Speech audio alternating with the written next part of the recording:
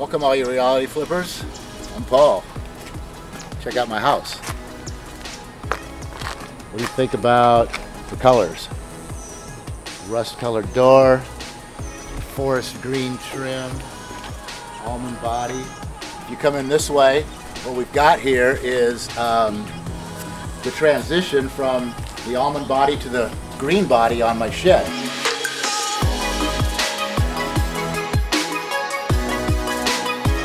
What we have is, first of all, a mountain view, right? So that's kind of what the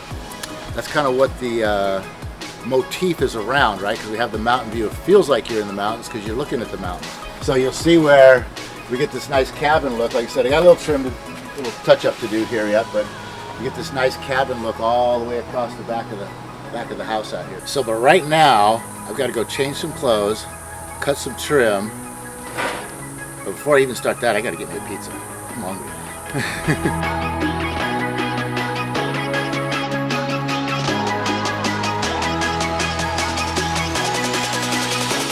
This is a text that came in yesterday. Today's Sunday. This was Saturday, about a property fix and flip that we listed on Wednesday at $225. Several offers coming in, ranging from $205 to $225. I will sift through the details and see which one's best. Still waiting on several more who toured the property and called the real estate agent. Will be in escrow by Monday. So I don't know what time it is where you're at, but it's 6 p.m. here and it's still hot. So that makes it Pier 30.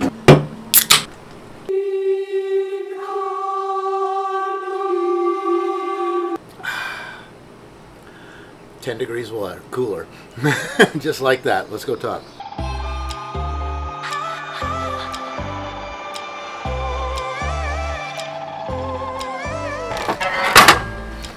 All right.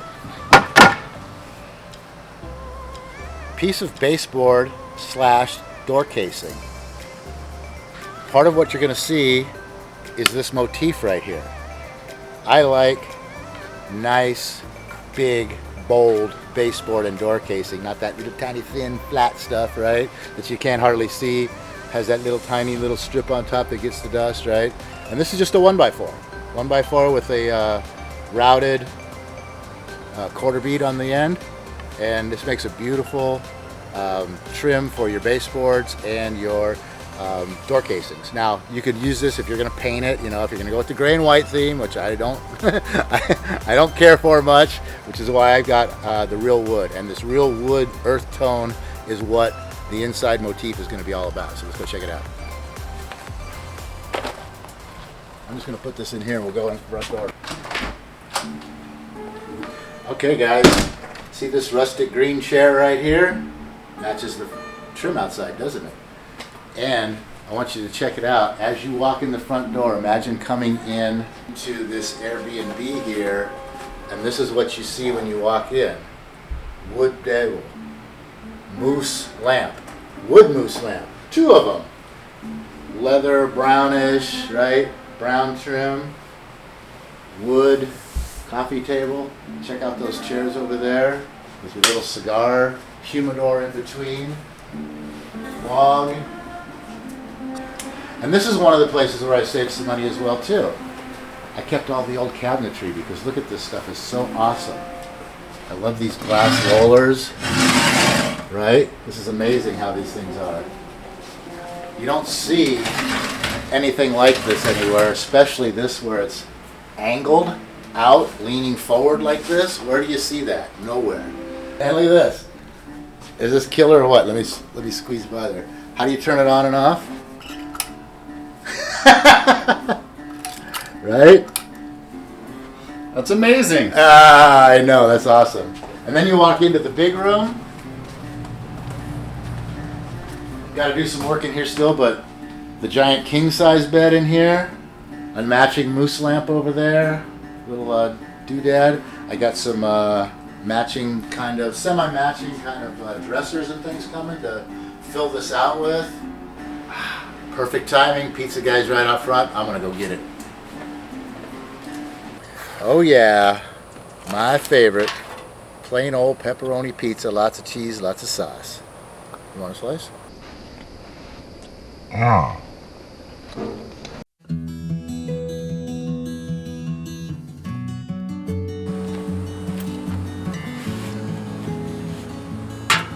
All right, the end of the day.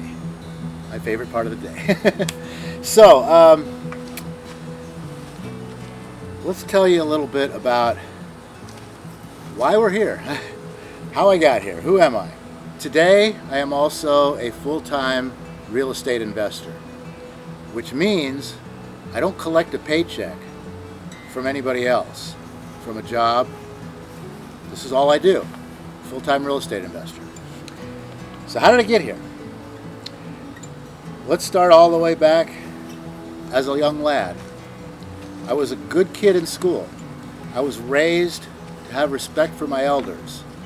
One of my goals every day was to finish my homework in class so that when I got home, I didn't have to waste any time doing that and I could get right outside and go have fun, right? And that's kind of what I lived my life off of. The rest of my life off of was getting it done so I could go play. And that extended into my adulthood. When I was in senior in high school, I thought I was going to college. Now, to set the stage on that, I was, our family we didn't have money, right? We literally at one point in time had a 10-gallon milk jug of pinto beans that was our staple in case there wasn't any food in the house. And I didn't really know how the world worked because my family allowed me to be a child. In fact, unknowingly, they sort of instilled that into my mind that I was just a child in this world and that there was my world and then there was a whole nother adult world. And that came into play years later. And I was planning on going to college at USC and playing football for the football team, even though in high school I was the second smallest guy on the team who pretty much played left out. That's a wide receiver term for not in the game. Until one day I showed up to school in my senior year and everybody was talking about their SAT scores. Now that's the college entrance exam. And I knew that was part of the game, but how and when those tests got taken by everyone else in my class, and I didn't even know they happened until a week or 10 days later when I could hear people talking about their scores, right? Like that's part of my story that we'll tell another day. So that sort of hinged, or I should say unhinged, something that got started between my junior and my senior year. But when I missed that test, like I said, that was sort of where it unhinged for me. And, the party switch got turned on. And it didn't get turned off until about, 35, 40 years later? Something like that. From that point on, as a young adult, I was smoking pot. Even in high school, started doing cocaine. Started taking Quaaludes, started pretty much doing anything I could get my hands on, right? Mushrooms, acid, I mean, you name it. We would try anything, and that stuff that we liked, we tried a lot more than once. And but the whole thing is I've never really had an addictive personality like that. So even though I got into that stuff heavily and that was my life, realistically, I just lived for the party. I moved back home to Lake Tahoe again. This was in the early 90s, and that's when I met my future wife, and we hooked up. We were together for about 6-7 years. We ended up buying a house that we, quite honestly, had no business buying, but I thought I knew what I was doing, right? I had this grand plan, and we were living beyond our means, and we were refinancing the house to support our lifestyle. So we would run up the credit cards, refinance the house, consolidate all that debt, say we're not going to do that again, turn around and do that again, and we'd run up the credit cards. So we actually ended up refinancing the house like 3 times before the crash of 2008. But from the inside looking out, right, it was a giant pit of debt, living paycheck to paycheck, barely able to, make the minimum monthly payments on that, jacking up gambling debt, realistically. So, but the wife had to go into the hospital, and after spending, the day with her at the hospital, and it wasn't anything bad. Don't worry about that. But there was something she had to spend a couple of days there, and after leaving there, I run down to the casino and start playing the machines. I'm kind of stressed about this hospital bill, so I'm thinking, well, I'm just going to go. I'm going to hit this. Everybody always hits this on the high roller stuff. They always hit, right? So I'll go play it big and hit big, and be able to take care of all this stuff, and she'll be all pleased and everything else. Well, that didn't happen, and I blew quite a bit of money. Probably something close to I don't know, 8 or 10 grand maybe, in 2 nights that I went back. I finally broke down. I'm like, I got to tell you something. She's like, what? She's like, you're not going to like this, but when you were in the hospital, those 2 nights I ran down to the casinos and I gambled a lot of money. She's like, oh my God, what are we going to do? Like, why'd you do that? Like, how could you do that? I was in the hospital. Why are you doing that? I mean, now, now that I brought it out, now she's freaking out on me. And, obviously, I literally broke down in tears and cried there on the table. I'm sorry, and it was stupid and all those things. But, I really realized that something, in my life had to change at that point in time. I had already started looking for something because, like they said, that day that I analyzed my life, I looked at the fact that we were in debt. We were maxed out on the house.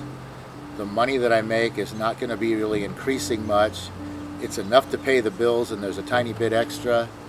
And, and I looked at this, and I'm like, nothing's going to change. And one day, I'm going to end up dying with a shovel in my hand. And I didn't like that thought. I woke up, I looked in the mirror, and I said, Paul, nothing's going to change unless you change it. Nothing's going to get better unless you make it better. And so I basically spent the whole next winter, except for 20 days that I plowed snow, studying and exploring and learning and talking and searching the internet and everything that I could do to learn everything about what a person can do to avoid foreclosure on their house. Nobody even knew what foreclosures was all about back then. They got slammed by it and nobody had a clue. So this was really a lot of work to figure this out. But I was successful, and I was like, this is it. This is what I'm supposed to do. I'm supposed to go take the knowledge that I just obtained and go help other people save their houses from foreclosure. And that's what launched me down this real estate investing path. But the option was get on a plane with 20 grand. Actually, I think I amassed 23,000. Get on a plane with $23,000, land in Florida, and go figure it out. Or pile all of my tools into the back of my 86 Toyota pickup truck with no air conditioning and no power steering, and drive it to Phoenix, Arizona, and do it. And so that's what I did. That's how I got here, and that's how this business got started. That didn't work, but that's where I learned about wholesaling, and that's where I came back here. I met my business partner, who is still my business partner today. We started off in 2012. We were able to actually get 3 deals done that year. We came back the next year, we did 9 deals. And, we thought we were kind of on our way. But going into the 3rd year, this is where the mettle of a human being gets tested, right? The universe has a lovely sense of humor. It's like, you really want to do this? Great. Here's a little taste, right? And that's what we got. Right out of the gate, we got 2 deals. Boom. And then we had nothing for 4 months. It's like, did you like that? Show me that you really like that, right? Well, we kept pushing at it. We did everything that we could do to keep pushing at it. And sure enough, before the end of that year, we got another deal. And then, it's like, okay, you guys are doing it. I'll show you what it can really be like. And we get 9 deals the next year. They're like, wow, okay, you guys really do seem committed. But now I'm going to punch you in the gut. I'm going to kick you in between the legs, and I'm going to kick you in the teeth while you're down and see if you're still willing to get back up after that, right? We didn't get a single call, let alone a deal, right? Like our phone did not even ring, nothing from everything that we had been doing the same for not just 1 month or 2 months or 3 months, but 4 months and into the 5th month. Like 5.5 months, we're sitting here like, what is going on here? You want to talk about the questions running through your head, right? Is this stuff really real? Did we just get lucky? You know, and the big one that was happening like, you know, daily, maybe I should just go back to my paving job, right? You don't know how many times I was this close to packing it up and doing just that. If it wasn't for a man that I met at a Christmas party in 2012 who held a Tuesday meeting every Tuesday called Tuesdays with Jeff at 8 a.m. in the morning that I went to that 1st January, and I basically did not miss a meeting for like 5 years unless I was out of town. And what he was basically teaching there was, or educating on, or however you want to put it, coaching, mentoring. I call it mentoring. I mean, he's still a mentor of mine today. But it was basically just business knowledge and mindset, right? And the big thing that he was talking about is money mindset, like the way we think about money. And, you know, a couple of realizations that came on to me right then was like, you know, being responsible for your life, right? That, you know, being the captain of your ship, like you have the power to make your life whatever you want it to be. You see that I didn't start any of this until about 48.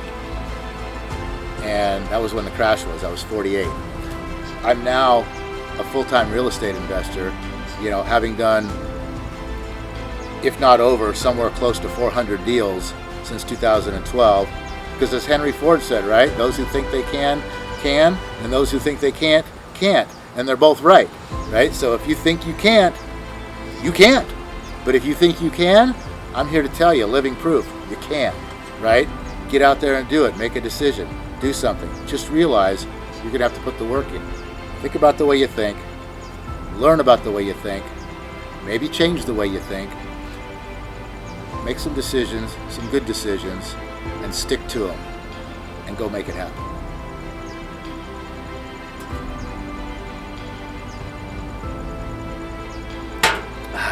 Then we can relax and have a beer.